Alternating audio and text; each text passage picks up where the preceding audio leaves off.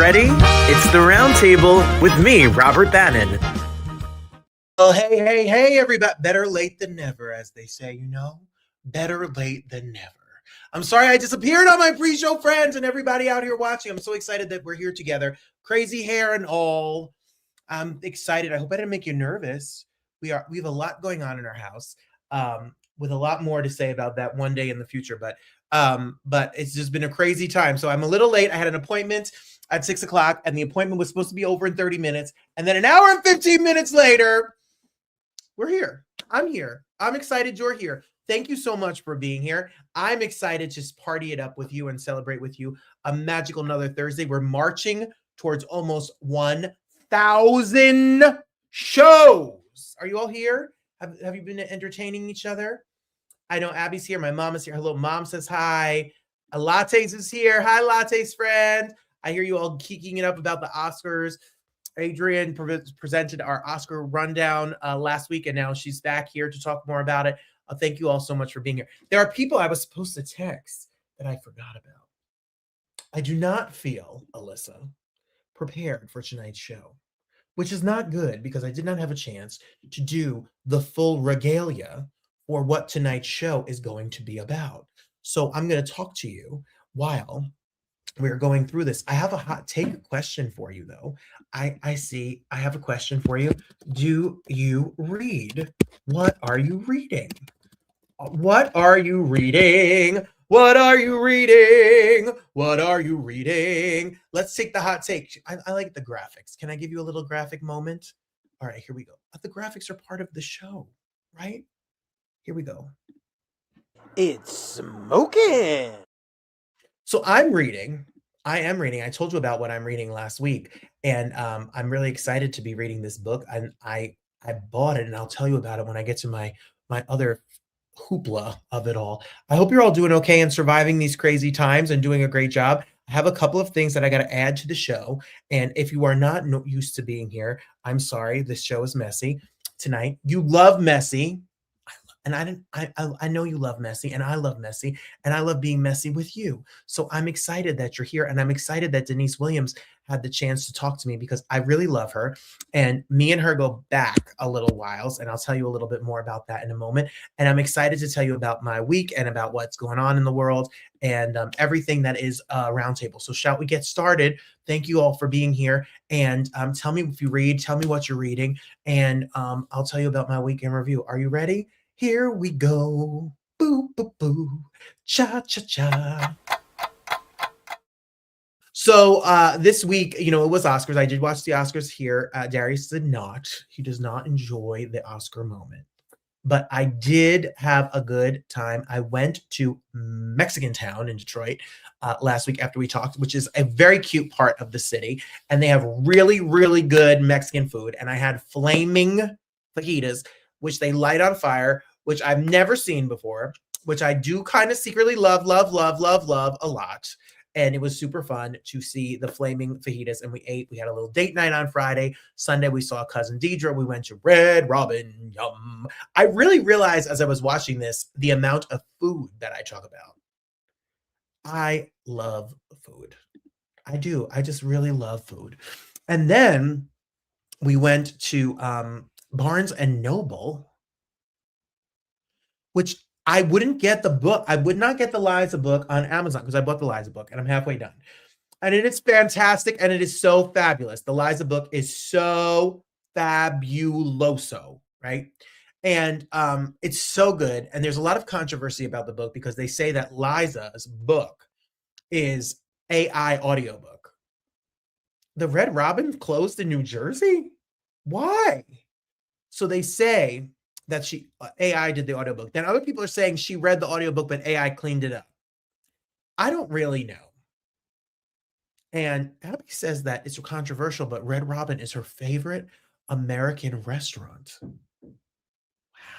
Wow. Ooh. So I wanted to go to a bookstore. Like I wanted me and Darius to have a little Saturday date and go to the bookstore. So we went to the Barnes and Noble, which was fun. It was so cute inside. And it was so fun to be in the Barnes and Noble. And all I bought was the Liza book because I don't like I read and I love to read, but I got to really be interested in the book to read a book. So I bought the Liza book. And then of course we had to go to the Starbucks in the Barnes and Noble because Darius is obsessed with Starbucks. I don't love Starbucks. Okay. We definitely had the onion ring town. We did. I don't love Starbucks. It is too strong for me. I love Dunkin' Donuts. I like weak coffee. Like I need weak coffee. So but I found my Starbucks. I found my Starbucks order. I like a vanilla latte. Okay. Sugar-free vanilla latte with a sweet and low. I need it extra light because I do not like coffee really. I like weak coffee, cold, weak coffee. So that was good. I was like, Darius, like, what'd you think of this order I got for you? I said, this was the best order of the Starbucks I've ever gotten. Now, he will not drink Dunkin'. He will not drink Tim Hortons, which we don't have in New Jersey. He loves the Starbucks, like my mother. Strong coffee for strong personalities. That's what I'm going with. So it was good. And then it was St. Patrick's Day, which is cutie pie town. And we did not have a corned beef here. Now, I know Adrian made corned beef. My Fran makes corned beef. Like everybody out here goes out and has corned beef. We did not have corned beef. Now, a big Detroit thing is a corned beef egg roll. It is a huge thing here, okay? They take corned beef, they take cabbage, they take carrots, and they put it, and they don't just do it for St. Patrick's Day. They do it all the time. I had an interview today with two principal dancers of Riverdance, because Riverdance is on its 30th anniversary tour, which I can't believe it's 30 years old. And I was like, do you eat corned beef in Ireland? And they said, is this a cut? What is on my, what is this? A zit? What is, people in the world, what is on my face? You see this? Is it moving? Maybe it's done. Oh. So they don't have, they said they eat bacon and cabbage. What the heck is that? That sounds better than corned beef. But Darius did cook on St. Patrick's Day. He made a brisket. Okay, America. And it was so good. He made a brisket and he made rice and he made veggies and it was so good. And so we had our own weird St. Patrick's Day here. I hope you celebrated St. Patrick's Day. I hope you were drunk and streaking down the street and you were just having a blast of a time. It made me think of Adrian, who's I know here, was talking to me about St. Joseph Zeppelis, which is not a thing here in Detroit.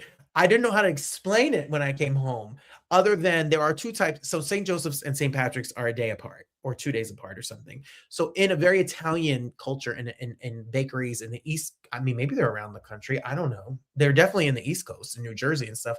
They have St. Joseph Zeppeli. So St. Joseph Zeppeli is like a big Zeppeli in that kind of with cream in the middle and cream on top. There are two types. There is a cream and then there's a cannoli cream. And Robert thinks the cream is better than the cannoli cream. A lot of people are going to fight me about that because they're wrong, but that's fine. And yeah, that was a week. And then it was Thursday. And then it was time to talk to you again. And then it was Deniece Williams. And Deniece Williams is such a superstar. If you remember the Let's Hear It for the Boys music video, some people remember her for her and Johnny Mathis. Some people remember her for her and Silly and Just Wanna Be Free or Black Butterfly, all those sits. It's gonna take a miracle. So she's here, and it was a great week, a busy week, busy as a busy bee kind of week. So I hope you all are okay and hanging in there. If you're listening to us right now, make sure you click like and subscribe the show every single day because we are here every day. Do you know what that means? If I'm going to talk about being here every single day, that means it's time for a shameless plug. 'Cause I'm shameless. So, yeah, a lot of things to talk about, actually. Every day we're on the Broadway Podcast Network. As you know, episodes go up every single day, which we love, love, love. We're on Broadway World tomorrow. Our interview with Il Volo is going up tomorrow. Oh, hi, Mama Lewis. She says, I have ADHD and you keep jumping. Help, senior citizens follow you. That's so funny. I'm talking so fast because I'm late. So I'm sorry. You know, we're going to talk to Deniece Williams. She has won 4 Grammy Awards for gospel music. Really interesting conversation. Am I saying Dunkin' Donuts is weak? Darius is saying Dunkin' Donuts is weak coffee. I think it's fabulous. He says it's weak. Abby says, I still find it weird we do not celebrate St. Patrick's Day in the UK. I do too. They say in Ireland, they don't have a big St. Patrick's Day celebration. That was a good reminder to slow down. Why are we in a rush? Where are we going? You have nothing to do. Be honest. Are you busy? You all ain't busy. You're just here hanging out with me. So let's slow down. I felt so bad that I was late. I did. I felt bad. So thank you. I'm going to say that in June, I will be back in New York City and I'll be doing my Pride show. And I'm really excited to be able to bring Pride back to New York City. So if you're going to be in New York City, we'll talk more about it at the end of the month. But a lot of information to come about me and coming back to New York, but tickets are on sale. If you are interested to come see me in New York, it's called Robert Bannon's Pride Celebration. Tickets are on sale. Go to 54below.org and you can get your tickets, or go to my website, which is robertbannon.com. I look forward to seeing you in June. Secondly, if you have not answered our question, what are you reading? What book are you reading? I would love to welcome, we have new members. There are some people who just joined the Roundtable VIP membership. If you want behind the scenes, exclusive perks, special content, and experience with me, you can join the Inner Circle. It's $5 a month. If you're on YouTube, you can click it and join the party. And I'll be putting up a video a week for people that are Roundtable VIP members. Just if you're here on YouTube, make sure you check it out. This show makes no money. No money for me. It's all done out of love and conversation. So every dollar you put into the Roundtable VIP membership goes right back to putting this show and getting guests and all of that stuff. Abby's still banned, so you can't make it on the 20th because the U.S. told her to stay in the UK because the United States has got problems right now. But that's a whole other show for a whole other conversation. And coming up, not next week, but coming up in the next 2 weeks, we're about to hit 1,000 shows, which is really insane to me. We're about to hit 1,000 roundtables.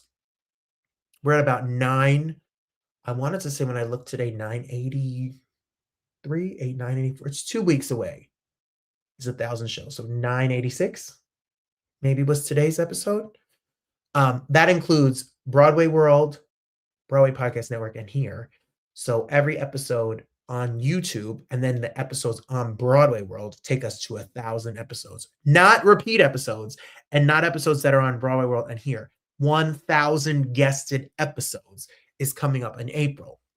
And I'm happy to officially announce that our official guest for it, it's been recorded, it's been taped, it's been set, it's been done, it is finished, is the legendary EGOT. I called the show, she was an EGOT. I told her she was an EGOT before it was cool to be an EGOT. I can't believe it's 1,000. Like I'm out. I cannot believe we have had 1,000 episodes of the Roundtable. So coming up, don't miss the incredible Miss Rita Moreno. Rita and Robert celebrate 1,000 shows. So if you want to hear her talk a little bit about West Side Story, if you want to hear her talk a little bit about what it was like to be in this business and be Puerto Rican and not being working, and what it was like when she won an Oscar, where does she keep her Oscar, how heavy is the Oscar, what does she think about politics in the United States right now, what did she think about being on the Electric Company or being with the Muppets, all of that is discussed. And she was just put on the top 30 actresses of all time list by slasherfilms.com. We talk about all of that with the incredible, she is 93 and she is freaking amazing, and she looks amazing. And I'm so honored to have our first EGOT to join us here on the Roundtable. She was an EGOT back in the 90s, and maybe it was 88. I think she won the Emmy in 88. So I'm so happy and excited. Adrian has hold us down as our red carpet correspondent. She went to a press day today, so look for more Adrian stuff coming up. I have a lot of big plans for the Roundtable this year, so don't go anywhere. What do I have for you? My Detroit moment. You better lose yourself in the music the moment you own it. What up, though? So at school, if any teachers are watching from DLA, hey family, at school this week, it's reading month. It's literacy month in March. So we had an event on Monday by a friend of mine who is coming on this show. I've talked about this guest, Caden. Hey, hello, Miss Moore. How you doing, friend? Deniece is here. Deniece Williams is here. We love Melba Moore. Tony-winning Grammy nominee superstar Melba Moore is coming to 54 Below as well. She's a friend to the show, a friend of mine. I love Miss Moore so much, and I sure will. I sure will. Thank you, Miss Moore. So Caden Brown is a youth rights activist who fights for the rights of children. He has written a book that's coming out this spring, and he came to kick off the month of reading in my school. He goes to Harvard. He speaks at the UN. He's on the governor's board. He works with Colin Kaepernick's foundation, and he volunteered his time and got interviewed by one of my students for his new book called The Kid in the Courtroom. And he did an interview with the kid and then, of course, talked to me. He'll be on the show. His parents came. His grandma came. He was such a very good speaker about why kids don't have a say in court. And he told the story about when his parents got divorced at 6 years old, a judge he never met made a decision for his life, and he felt that kids needed a voice. So he has been on a crusade to be able to help kids. He's a free junior prosecutor in Southfield and around the state of Michigan, defending and helping kids to get their life back on track. And he was very moving to our students, and he had a really great conversation with them. And it was a great Detroit moment. He's born and raised here in Detroit, and it was a real special moment at my school for sure. So thank you so much to Caden Brown and his team. He has a corporation, a charity corporation called Trespass, where he says people of color or people who don't have a voice need to trespass, meaning get into the rooms, get into the jobs, take over the places, and have a voice. Trespass in the rooms they don't want us in to speak. So really moving, really special night. So thank you so much to Caden, really special person. Very proud to have made that happen. My favorite thing is stupid. Okay, I'm just warning you. It's stupid. You get a car! You get a car! You get a car! You get a car! I look good as Oprah. I mean, Oprah is way skinnier than that picture now. With the Oprah old lady wobble. That was quite an internet moment, right? Oprah going to the fashion. She explained it. She said she didn't have her glasses. She can't see, but I love that Oprah walk. But my favorite thing is, so I saw a lady. I want to get this for Darius. He does not know I want to get him this. He loves bags. Okay. He's obsessed with bags. He loves bags. So I saw a lady who had this big duffel bag that rolled on wheels. It looked like this. Okay. It was this big giant bag on wheel. It looked like it's on a dolly. And I was all I saw was Darius walking through the mall with all his purchases in this bag. So then I looked this bag company up, Hulkin, right? And it's like there's 3 sizes. They're $100 or less. I'm kind of obsessed with the bag. Isn't this kind of fun? It's so extra and it's so ridiculous that I wish they were paying me to talk about it, because can they send me a bag? Hulkin bag. You can get this bag at hulkin.com. The large one is $125. So they're not ridiculous. And they go down to $75. And they all roll. They're rolling totes. Am I the only one that finds this fascinatingly fun? They're in multiple colors. And I thought, because it was a wife of a football player that I saw who had it. So I was like, oh gosh, it's going to be like $500, $1,000. It was only $99, and there's a sale, $20 off. So Hulkin.com. I'm not getting a darn thing for this, but it is my favorite thing. Maybe I won't buy one for Darius. Maybe I need to buy one for me. Hulkin, the original, isn't this cute? The original rolling tote bag. Schlepping made easy. I need this bag. I have no reason for the bag in my life. See, This he says, "Oh, it is so Darius. Tag them. Send one to Robert and Holkin, send me a bag." No, if they send me a bag, I will put it on the show. I'll put everything in. I'll put the dog in it. I'll put Darius in it. My mom will be in the bag. I love the bag. Okay, that's all. I just see things and I just want to make a list, and I thought of that. I thought it was cute. It's a cutie. And finally, my hey friend, hey. I'll be there for you. How you doing? Oh, I hate these. I hate these kind of. See, my mom says it's useful. I'm gonna buy one for her. I'm gonna buy one for Mama Lewis. I'm gonna buy one for my mom. Mother's Day's coming. I could put them both in the bag. So, I love people who have become my friends on this show, right? And sometimes I've made real friendships with people on this show. People who, after we've done an interview, they say, "Hey, Robert, here's my number. Hey, Robert, I hope we can be friends. Hey, Robert, I had such a good time. Hey, Robert, let's meet up. Let's have lunch. Come to my show, etc."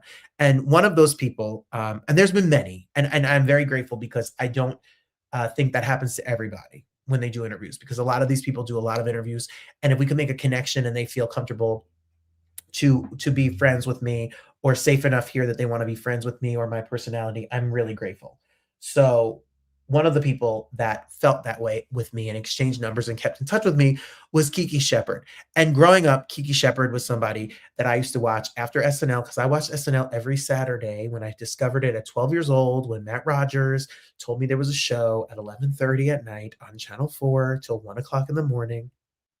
And I stayed up and watched that show. And then afterwards was Showtime at the Apollo. And no matter who hosted it, if it was Monique, if it was Steve Harvey, if it was Chris Williams, if it was, who else hosted the show? Cedric the Entertainer, whoever hosted the show, Kid and Play, there was always Kiki Shepard, who would take out the log at the Apollo, or who would put her hand over the different contestants for the amateur night and make sure you voted. And she suddenly passed away of a heart attack this past year. And I had just been texting with her not too long ago. And I want to give you a little piece of what me and Kiki talked about when she was here. Take a peek. I go back to him. I go back to Sinbad. I go back to the beginning. I go back through the iterations of the host. And what I loved about the show as a little wannabe entertainer in New Jersey was that you saw so many styles of music. Not only did you see the newest hip hop, R&B, and the greats, but some people would come out, they would start being booed. People would judge them by the way they would slay that stage dead. Okay, just give me like 5 bars, to get with you and stuff. Sometimes you have to remember, a lot of people were booing in the audience because they wanted their contestant to win. And so if you even looked like you had any kind of talent, they were trying to get you off. It was cutthroat there for a minute now. Okay, Robert, it was cutthroat. The original show ran for 15 years at the Apollo. So I would say the first 5, 6 years or 7 years really. Steve bought like Sinbad solidified it for us, but Steve made it be a home show. Steve made it be what everybody wanted, and it allowed us to really become a family sort of. And then that sort of took away a lot of the ugly competition that a new thing always brings with it, because you don't know. How great is she? What a piece of history. So rest in peace, Kiki Shepard. I reached out to Lunel, who's another friend of mine from the show, who was also friends with Kiki, and she was so upset. So life is short, and that's why I always say the best is yet to come, because there's always a tomorrow, and one day, our life goes on to something bigger and better than I think what is on this planet.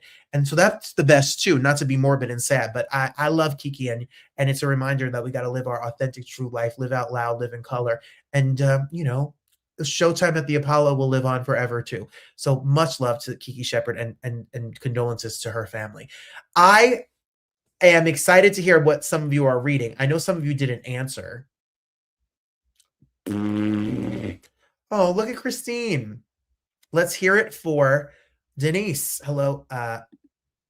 She's going to watch it later, so she wasn't here. Abby says, is everything okay? No pre-show, no pre-show. Oh, he's coming, I promise.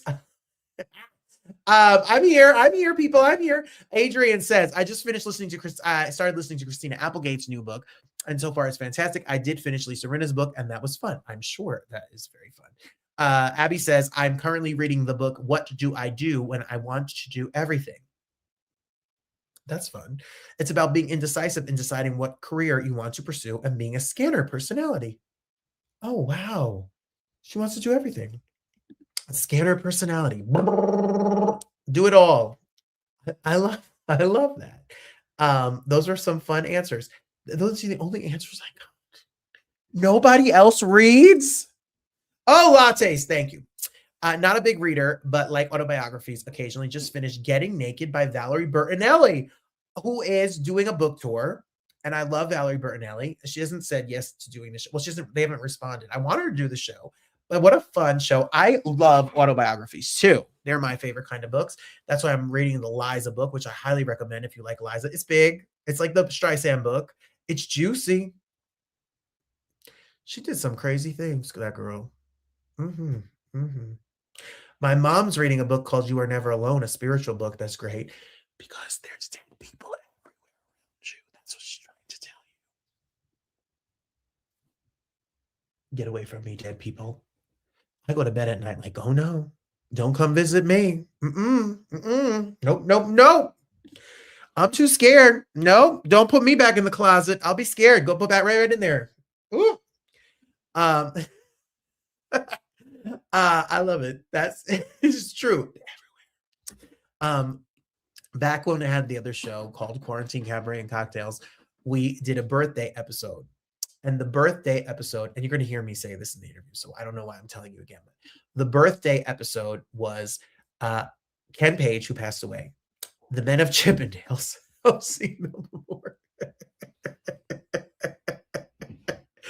the Men of Chippendales, and Deniece Williams. We had such a funny conversation. It was a very cute, fun conversation for sure. And I invited her back. She was able to speak to me the other day. So she's not here super duper live, but she was here just 2 days ago. She came to me from Utah, Colorado. She's somewhere. And when I tell you she is gorgeous, she does not age. She is so fantastic. Just like Melba Moore. She is so fantastic. I love myself some Niecy. And it's always an honor and a pleasure and a joy to have the one and only Miss Niecy Nash. Niecy, that's what I keep saying, Niecy Nash. That's what I think of. The one and only Deniece Williams come on this show. Are you ready? Are you sure? Take a peek. Well, it's going to take a miracle if you don't know the next guest. She has recorded songs that have touched my heart and touched your heart. Years ago during COVID, I had the extreme pleasure of speaking to Miss Williams. She is, you can't just say 4+ octaves. She is just a singer with heart, soul, and the soundtrack to our lives. And I'm so excited to get a little bit back of the stories and the music and the memories that we all come together to talk about. Welcome, 4-time Grammy-winning superstar, icon, legend, Miss Deniece Williams. Thank you for being here again. Oh, it is wonderful to be here with you. Thank you for the invitation, and it's going to be fun catching up. When I talked to you, it was one of my favorite moments, and I messed up the words because we were talking, and you could watch the video about you and Johnny Mathis, and I bring up family ties. Yeah. And I start to sing, and then you sang with me, and I messed up the words. And I said, how do you sing with Deniece Williams and not even know the words to her? People, let me explain. The song goes, what would you do, baby, without us? What did I sing? What would you do, baby, without love? And now it's forever on the internet. That's okay. And that's a good question, too. What would you do without us or love? That's a good question. Speaking of Johnny Mathis, in the past few years, I saw videos you sent to him. I saw his last concert was in New Jersey. You have spoken a lot about him, but what an incredible musical dynamic duo you both are. What's it like when you think back to those songs? Well, I tell you, it's just, I love him so much still. And watching him in the last couple of concerts, the voice is still there. The emotion is still there. And I am just so honored to have worked with him because he is one of the greats. You know, when I look back at who it could have been that I had performed with or done something with, it had to have been Johnny Mathis. And I am just so grateful for that part of me being involved and he being involved in my history. I was listening to your duets album that you recorded together, and there's so many incredible songs and songs that you guys covered that's on that album. Of course, Too Much, Too Little, Too Late was a big, giant #1 hit song. Yes. What I love about it is if you listen to it now, everybody go take a listen to that album. The harmony parts you sing, you can both tell that you both are real singers because sometimes you're on melody, sometimes he's on melody, then you're singing a harmony, then he's singing a harmony. This is like just a combination that it's just magical to listen to what you both do with your voices. Did that all come easy? Was it a lot of work? Is there a lot of rehearsal to make it sound that good? Or you guys just, let's lay this down? Well, you know, when I first saw Johnny, I said, you know, I've been in dress rehearsal for this for years. I said, when you were on Merv Griffin and Johnny Carson and Dinah Shore Show, and I was a little girl, I said, I'd be standing in front of the television, harmonizing with you, singing with you. I say, so I've been ready for at least 20 some odd years to do this with you. And he just laughed, but that was true. And because of that, it was really easy to work with him. It wasn't, you know, hard or a lot of rehearsal. You know, we just went in and decided who was going to do what, and it just happened. It's incredible. I had so much fun listening to it, getting ready to talk to you this week and going back to those days. You and your history in Gary, Indiana. I hear that there's a statue of like there's a whole Deniece Williams moment now in Gary, Indiana, and you and the Jacksons from Gary, Indiana. And I know you have had a lot of interactions with the Jacksons. I remember your YouTube series where you told stories about people. What's it like for you to go back there and for them to honor you in your home birthplace? Oh my gosh, when I saw the mural, they have this whole building and there's this huge mural of me. I think it's from my very first project. And I just broke into tears. I mean, because you never know how you're going to be treated or how people are going to receive you. And I love my hometown of Gary, Indiana. I've been going back and forth for many years trying to see what we could do for revitalization. And finally, it's happening, you know, with the new mayor that we have. We're seeing a lot of changes and a lot of growth going on in Gary. And so I'm very excited for that. In fact, I'm going back home in a couple of weeks because I'm going to be doing the Deniece Williams Music Academy back there. I am so excited to do this music academy because when you look at it, as far as entertainment is concerned, four of the largest artists in the world have come out of that city. You have Michael Jackson, the Jackson Five, Janet Jackson, and then there's me. And so I know that there's a lot of more talent that's there that hasn't been nurtured. And one of the things that happen is in schools, one of the first programs to leave the school system is music. And so I just believe that there's an incredible amount of talent that's still there that needs to be nurtured. So I am working on building a music academy there for musicians. And we're also talking about doing an arts district where we will also open that up to painters, to people that want to do clothing design, to sculptures. You know, we're going to do a whole arts district back there to really build up the arts in a city that has produced incredible, you know, incredible artists and incredible people. The guy that invented flying and gave it to the Wright brothers is from Gary, Indiana. You have so many people. We have such a history, and my whole thing is I want to go back and expose the history of my hometown. Oh, yes. as an educator myself and as someone who teaches music and teaches English now in a high school, I Yes, love the idea of continuing to support music education because it changes children's lives. If they don't have the outlet and they're not naturally inclined to math or reading, but they can read music, or that is that 1 hour a day that gives them joy and peace and gets them to school, it yes. changes the trajectory of their life. It did. It changed mine, as I'm sure it changed yours. When I was in high school and I was in the band, high school band, and I was in orchestra, it kept me from being busy thinking about doing some other things. And I think that worked for a lot of other kids, because we had band practice and, all of that. And so I want there to be that incredible outlet for a lot of the kids, not only in my hometown but the surrounding areas that may want to come in and get and jump into music. My goal is through my charitable foundation that I can do scholarships for kids. I don't want them to have to um, worry about how they're going to pay for it, or that anything. If you can do pay, good, but if you can't, the funds to be there so that they can enjoy what I enjoyed for free.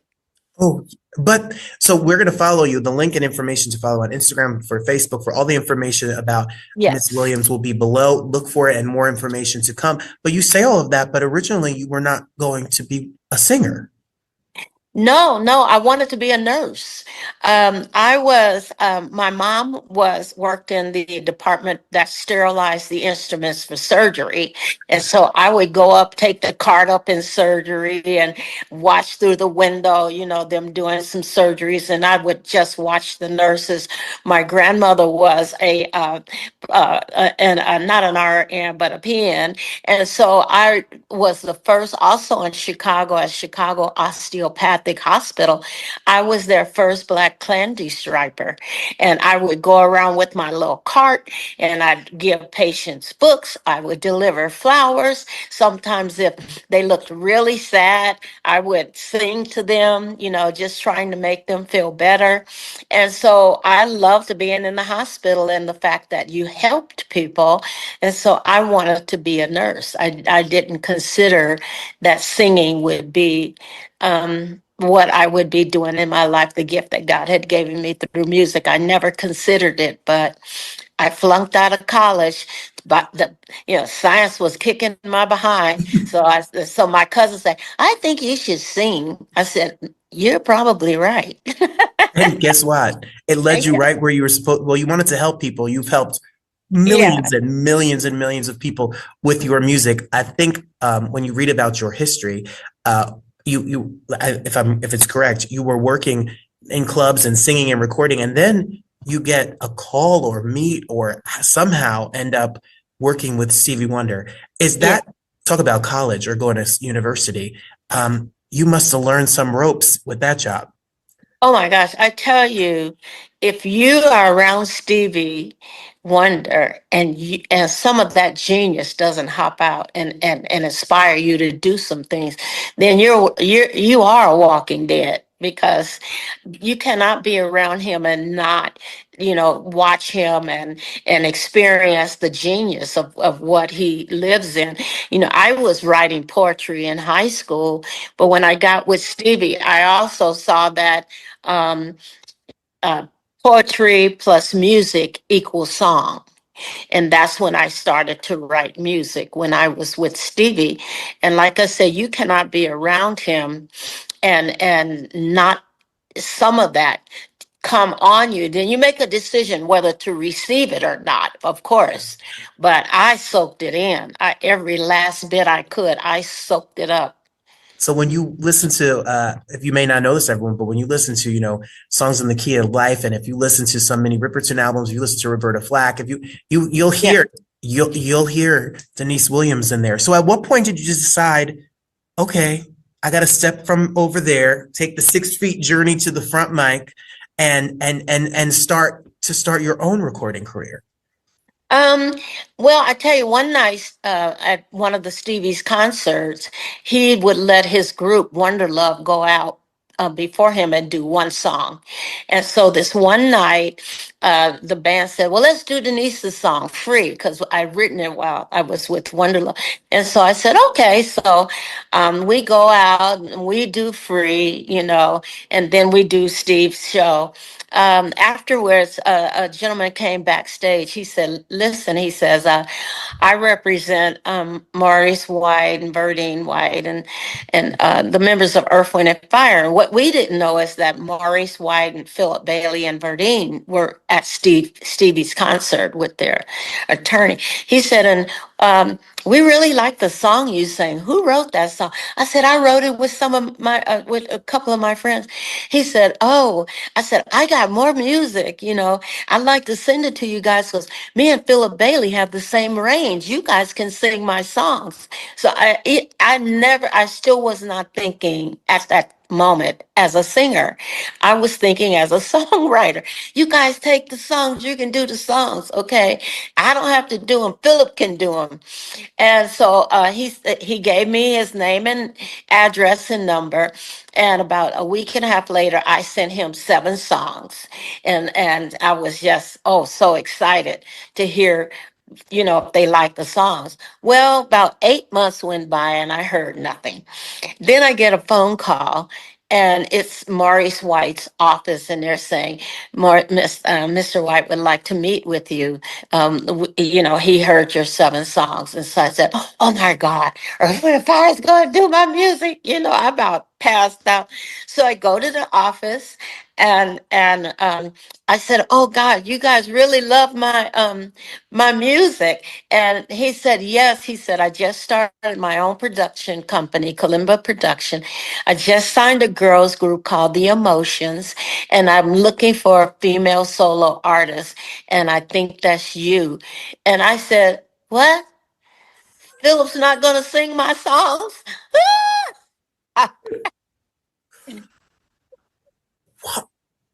And that's how I ended up with my solo contract. I went over there thinking that Earth, Wind, and Fire would do the song, and he offered me to step out of the rear and come up to the front.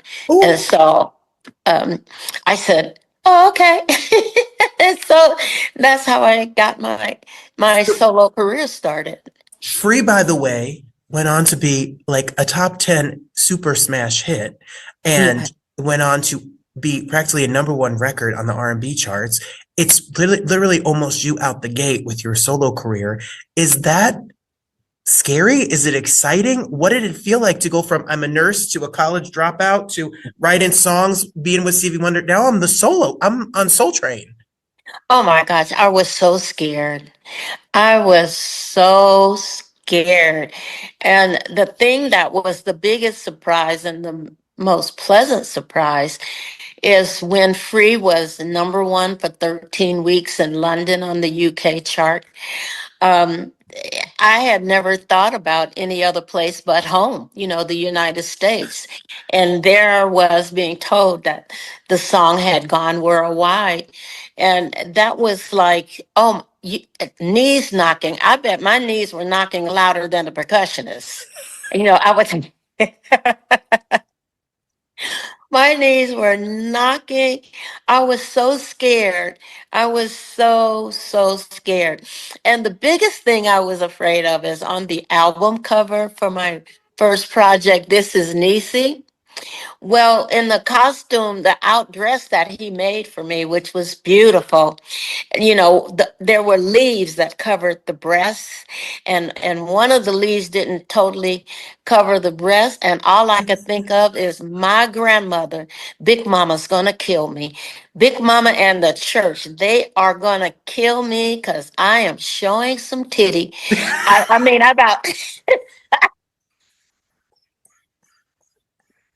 I was more afraid of that than anything. I said, no, it didn't cover everything. Oh my, I'm in trouble. I can't go home. Oh my goodness. See, everybody, these are the stories that I'm so honored and excited to talk to you. I didn't realize till I started, and this is my fault. Free, Silly. You wrote these songs. Like these are Yeah. and you've been singing silly and free. I mean, when you talk about, people talk about songs that are singers songs, where if you're a good singer, you say, okay, get up and sing that song. Silly Right. is one of, because it is not, baby, that is not an easy song to sing. What was your process to write that song, and what did that feel? What does it feel like when it's your song that hits number one? Well, I tell you, it's an incredible feeling, but I didn't honestly, I didn't write them to become number one hits. I wrote them because I was going through something and I needed to express what what my journey was at that time through that particular thing. And what I found out is that there were a lot of people that had felt silly. There were a lot of people that wanted to express themselves through free or it's gonna take a miracle or any of those songs. I mean, you touch a lot of lives when you do what we do, and that's why I've tried to be so careful over the years what I've sang, what I've shared with people, because I know that I'm an influencer Mhm. and I just want to be honest about and raw about my feelings. And if you're feeling like that, we kind of take the journey together. Yeah. Gonna Take a Miracle, another number one hit song. One of the greatest melodies. I think that I love the melody, and your voice on that song is so beautiful. And many people have covered it, and it's been done by many people. But you Yeah. gotta hear Deniece Williams sing that song, for sure. And at some point, then I guess people start to send you songs. I was really surprised.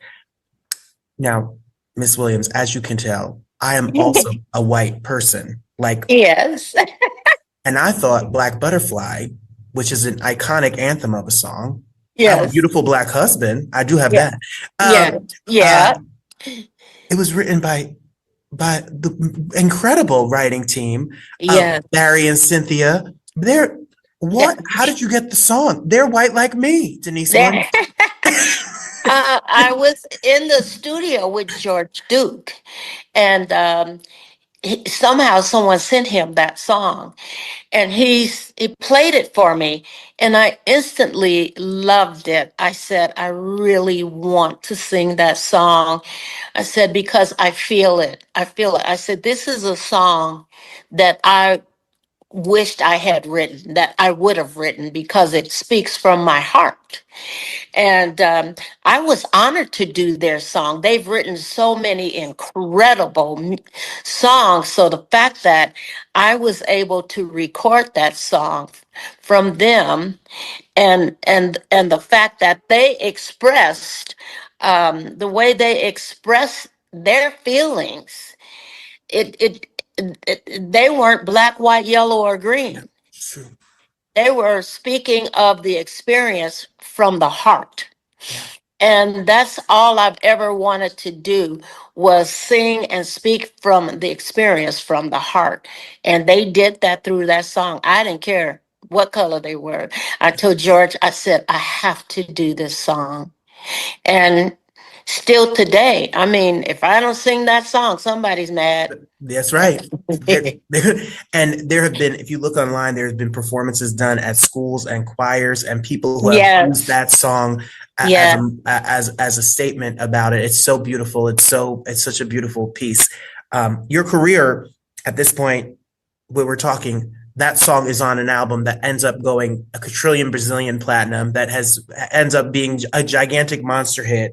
There's not a club, a wedding, a party, a pride festival, a barbecue, a cookout, a time you don't hear Let's Hear It for the Boys, a monster Yeah. movie moment. Do you Yeah. remember the first time you heard it? Did you hear a demo of the song first? How did it come to you? Well, George and I were in the studio, and we'd actually just recorded Black Butterfly. And then I got a call from my manager saying, yeah, Sony's going to do the soundtrack to a film. And they want to know if if you want to sing on it. They say, unfortunately, there's only one song left. And so you have to hear the song to see if you want to do it. So they said, well, here's the address and the number, name and number and the address of the writers. Why don't you go over there and they'll play you the song? So George and I go over there, and they play us the song, Tom Snow, they're and so we walk out with a cassette. And George, I said, "Oh my God, I love this song." And George said, "I don't like the song. We're not going to do it." And I said, "George, what do you mean we're not going to do it?" I said, "It's in a movie. I love this song." I said, they say I'm a great balladeer, but this is an up-tempo song. This is a chance for me to show them that I can do more than just ballads. I don't like it. We're not going to do it." So, I tell my audience, I said, when I grew up, the man is, considered the head of the family. And I said, and that's still true even today. I said, but the woman is the neck. And she can turn that head any way she wants to when she put her mind to it. I said, so I stopped talking to the head and I went to the neck. I went to his wife, Corrine. And I said, "Corrine, I want to do this song." And George said he won't do it with me. And it's going to be a big hit. I said, I prayed about it. The Holy Spirit told me it's a big hit. I said, we got to do this song. She said, "Girl, don't worry about it. I'll fix it." 1 week later, me and George was in the studio doing Let's Hear It for the Boy. And he still was mad. "I still don't like the song." I said, "I don't care. Well, We're going to do it." let me tell you, if you look up the chart of it, you'll just see ones right across. So I guess you like it after it goes number one in all the charts. You see? I still don't like. And so I did a television show for some people one time, and they interviewed George. Still don't like it. I said, "Well, then give me your check." Give me that. I want that. I said, "That's okay. Can I have your check?" Because my boys are big. Baby needs shoes. So just give me your check. Yeah, I never got that check.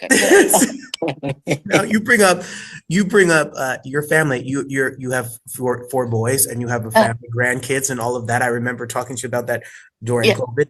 It must be hard to be able to balance. You have had such a big career. You're on the road. You do shows. You still record music. You do shows all over the place, and you raise a family. How did you make it work? What's the advice out there for people who are trying to be on the hustle and support their family and have a career?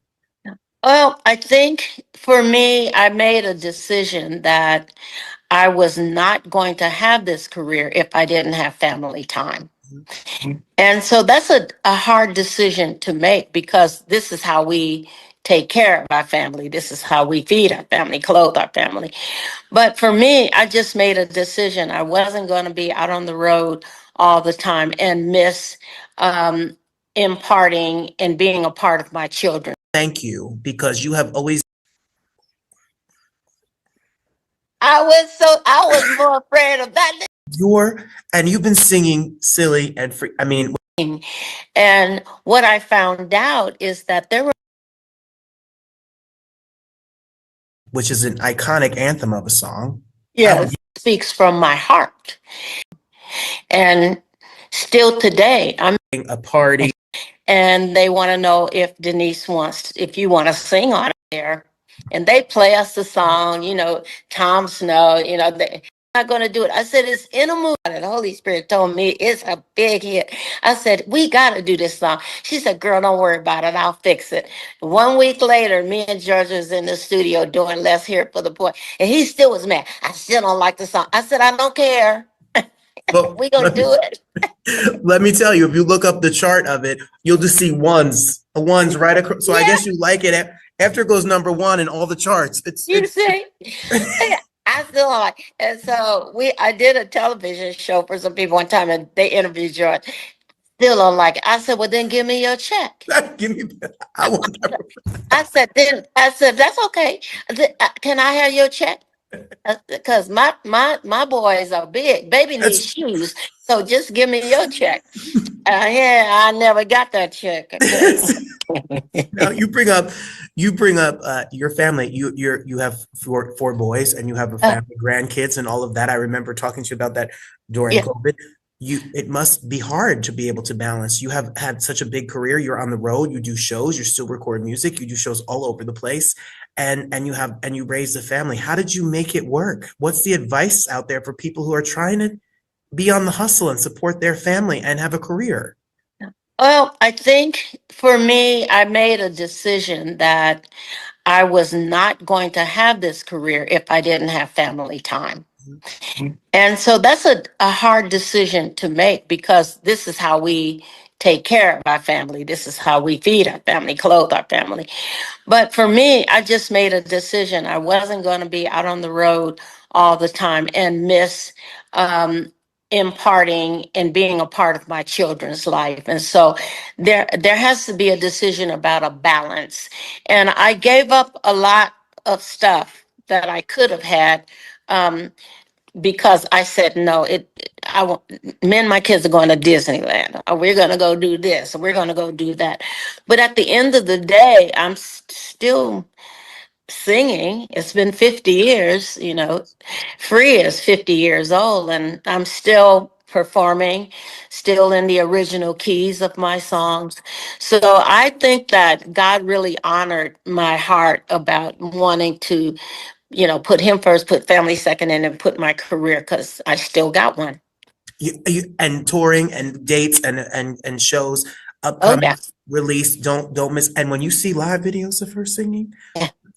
she is in the original key, whistle tones for days. Miss Mariah can go sit over there, because there's no lip syncing going on in the Deniece Williams show. She is up there singing. Those 4 octaves plus are coming out. So you have 4 Grammy Awards, and I learned this word recently. Don't make fun of me, Miss Williams, because my in-laws are pastors. You are a real anointed person. You are an anointed singer. Your gospel music is iconic. You have 4 Grammys in the gospel world. You've worked with, talk about Earth, Wind, and Fire and working on gospel, Sandy Patty and working on gospel. Yeah. What does spirituality and gospel music mean to you as part of your artistry? Well, I grew up in the church, and I started singing in the children's choir at church when I was 3 years old. So I've always been in the church and been in choir. And so for me, not to sing gospel or not to let people share in that side of me as an artist would have been wrong. So the very first project I did with Maurice had a song on it called Somebody's Watching You. And it alluded to God's watching us. And then the second project I had was God is Truly Amazing, a song that I wrote that I still perform. And, I got in trouble with my record label for that, because they said, we don't want that gospel stuff. We don't want that Jesus stuff. And I said, listen, let me tell you something. If I can give you 10 songs, one of them can be a tie to him. And so we thought about that for a lot of years. But I really felt that to get an entire picture of who I was as a singer, as a woman, as a person, that you would have to hear my gospel side. And it didn't work for a lot of people, but it did work for me. And my first Grammy came from my secular project, but it was a gospel song. Yeah. And so it's like, okay. And so I think that God honored that, because I refused not do gospel music. And one thing that was major that happened, that on the Grammys one year, uh, it was the year that um, Let's hear Tina from Turner was nominated for What's Love Got to, or Let's Hear It for the Boy was nominated. And my managers, of course, was trying to get me to perform on the Grammys. And so I said to him, I said, I think this is Tina's year, because I loved her. And I saw her in a restaurant one time when she was really going through that tough period in her career and in her life. And she was such a lovely person. And I said to my man, I think it's Tina's year. And I think Prince was up for an award. I said, but I would really like to perform on the Grammys, but can I perform in the gospel section? And my manager said, what the heck is she talking about? I said, I would like to sing in the gospel section. So they called the Grammys, and this person said, well, we only have a minute and a half left in the gospel section. I said, okay, I'll take it. And so I sang God is Truly Amazing a cappella with a choir. And I'm telling you, I got a standing ovation. Them people, they went to church. And so it was like, and I had one of my son's friends call my son and said, my grandmother was watching the Grammys. And when your mom sang, God is truly amazing, she got up and shouted like she was in church. And I See? said, okay. You need to listen to those records, because if you want to talk about people singing, you want to talk about some singing being done. Oh my gosh, Those thank gospel, you. woohoo, boy, Thank anointed. That's my new word. I learned it. Yeah, Anointed. they're That's an. anointed. And it was just, but that was what was on my heart to do.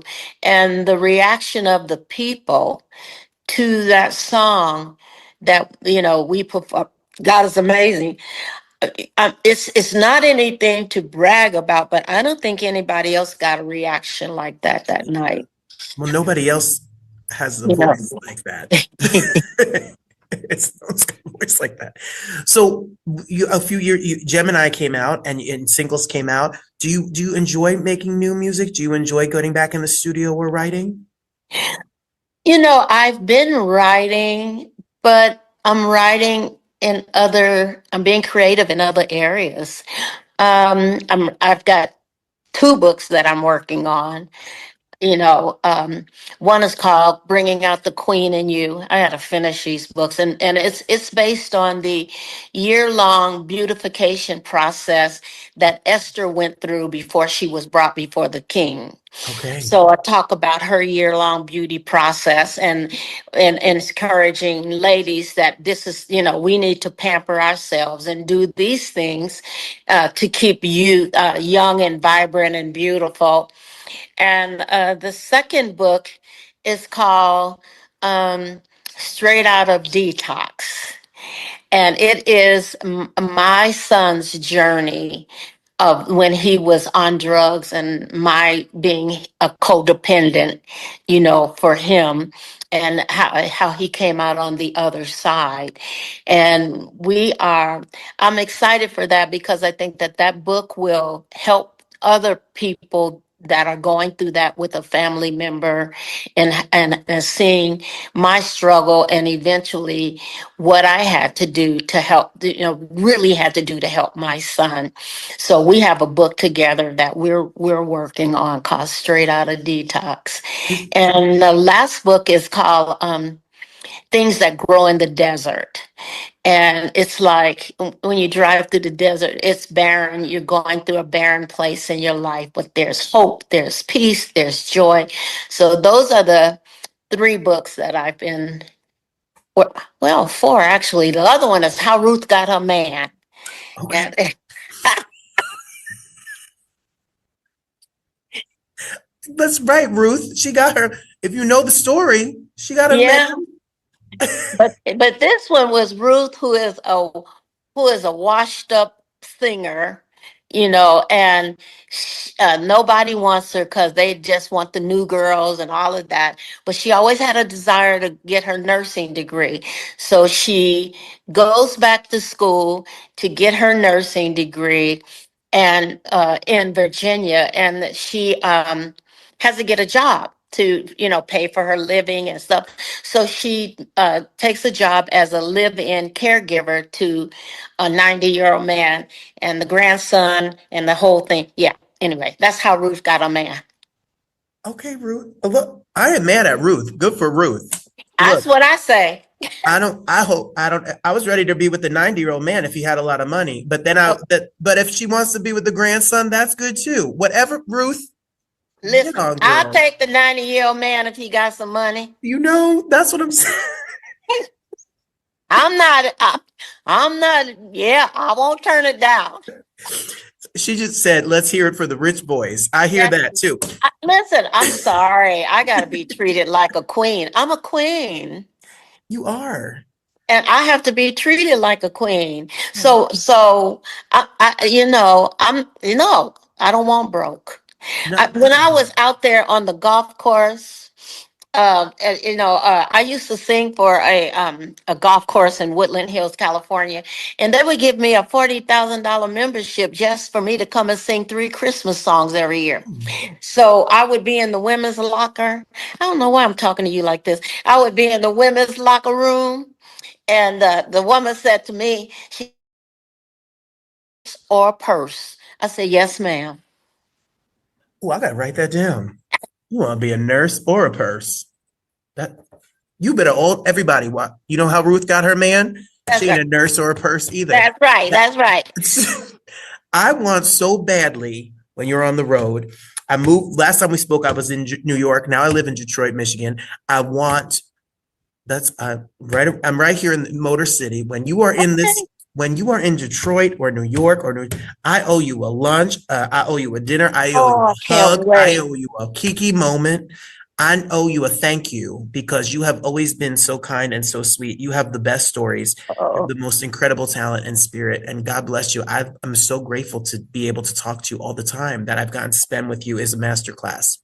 God bless you as well. And I just got an offer from somebody in Detroit to come to Detroit. I think last week. I have to check with my son to see what's happening with that. But I've just got an offer, been invited to come to Detroit last week. So we'll see. Look, And I will keep you posted if I that got a happens. I got a guest room. I got a microwave. I got a Coney dog. You got a Coney I dog? got a Coney dog for you, Miss Deniece Williams. Oh, thank you, Kudos to your baby. son. He has he's your manager as well, and Yeah. he's Yeah. a class act and an incredible businessman. The little interaction I had with him, so Yes. fiercely protective of his mom and all the Oh, yeah, legacy he has. of course they are. Well, lovely to speak to you, and I'll keep you posted in case we can have that lunch. I'll see you soon. Sounds I'll good to see you me. soon. God All bless right, you. baby. Thank you so much. Thanks for being God here. bless. I just love her, except for the fact that I changed into pajamas and the video skipped. I love her so much. Adrian says she looks fantastic and what wonderful things she speaks about besides her beautiful voice. I'm already on the couch. I'm going to get my book. I'm going to go to sleep. It's a day to go to sleep. It's a day to wrap it up early, people. Let's just wrap it up. Are you with me? I love Deniece. It's going to take a miracle. Up and love someone new. I love that song. And I love you for being here. I hope you join me next week. The show's messy. I'm a mess. You're a mess. You're messy because you're here. There's more good than there is bad. There's more love than there is hate. And there's more joy than there is sadness. You just got to find it. Life's all about perspective. And I thank you so much for being here. I look forward to seeing you next week. God bless you all. The best is yet to come. Take care of each other. Bye, everybody.